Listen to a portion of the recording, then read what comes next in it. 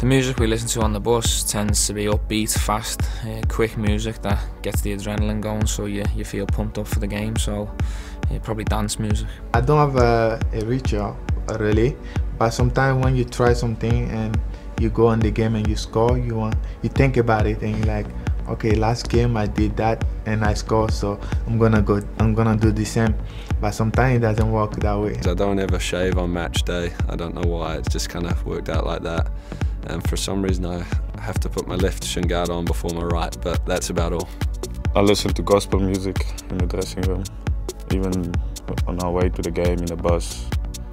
And some of my teammates will sing in the bus. That's with the national team. They sing until we reach the dressing room.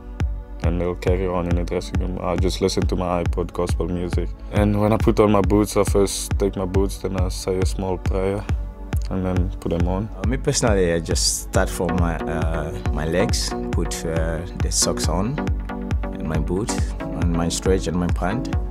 Then I'll take off the shirt and then pray on it before I put it on, before going to the pit.